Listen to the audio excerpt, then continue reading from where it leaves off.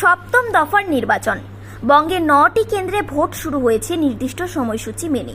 তেমনি উত্তর কলকাতা লোকসভা কেন্দ্রের শুভক্ষণ কমিউনিটি হলে 248 নম্বর বুথে অভিনেতা তথা বিজেপি নেতা মিঠুন চক্রবর্তী নিজের ভোট কেন্দ্রে ভোট দিতে এসে ভিআইপি লাইনে না দাঁড়িয়ে সাধারণ ভোটারদের লাইনে দাঁড়ালেন। নিজের কেন্দ্রে ভোট দিয়ে বাইরে এসে সাংবাদিকদের প্রশ্নের উত্তর দেন। তিনি বলেন, রাজনীতি নিয়ে কোনো কথা বলবো না, দলের নির্দেশ মতো 30 তারিখ পর্যন্ত কাজ করেছি, আজ থেকে নিজের কাজের মধ্যে প্রবেশ করব। তিনি যে লাইনে দাঁড়িয়েছিলেন সেই নিয়ে ওই ওয়ার্ডের কাউন্সিলরদের মধ্যে প্রশ্ন উঠেছিল যে তিনি ভোটারদের প্রভাবিত করছেন। তিনি তার উত্তরে বলেন, একজন নাগরিকের লাইনে দাঁড়িয়ে ভোট দেওয়া উচিত, তিনি তাই করেছেন। সাধারণ মানুষ ভোটদানের আগের দিন বিভিন্ন রকম অশান্তির খবর আসছিল সারা রাতব্যাপী। একটা কথা বলবো, এইসব অশান্তি বলুন, এখনো আমরা ইলেকশন কমিশনের আন্ডারে রয়েছি, এখনো আমরা ইলেকশন কমিশনের কোডের ভেতরে রয়েছি।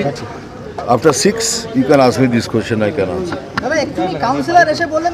আমি কাউকে চিনি না, আমি বলতে পারবো না, আমি কারোর সম্বন্ধে ব্যক্তিগত মন্তব্য করি না। আমার কাজ ছিল লাইনে দাঁড়ানো, আপনারা দেখেছেন আধ ঘন্টারও বেশি আমি লাইনে দাঁড়িয়েছিলাম, লাইনে লাইন করে ভোট দিয়েছি। তিনি বলছেন আপনি প্রভাবিত করছেন লাইনে দাঁড়িয়ে ভোটারদের।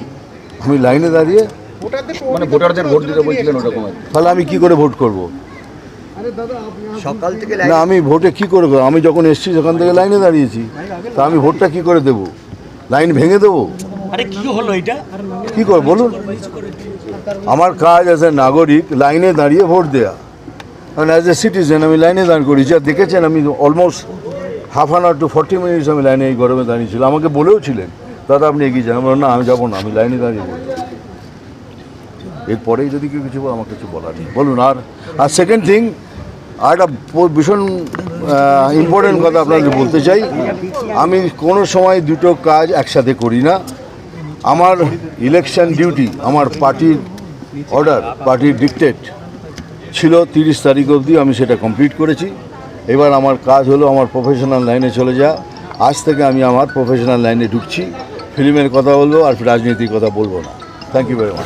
অন্যান্য কেন্দ্রে কি পরিদর্শন? না, একদম না। থ্যাংক ইউ, ঠিক আছে। দাদা একটু, দাদা প্লিজ একটু কাট, একটু কাটটা দেখাবেন দাদা, কাটটা দেখাবেন। সরো না, সরো সরো সরো এদিকে। হ্যাঁ ঠিক আছে, এবিপি ঢুকিয়ে দিচ্ছে বুম।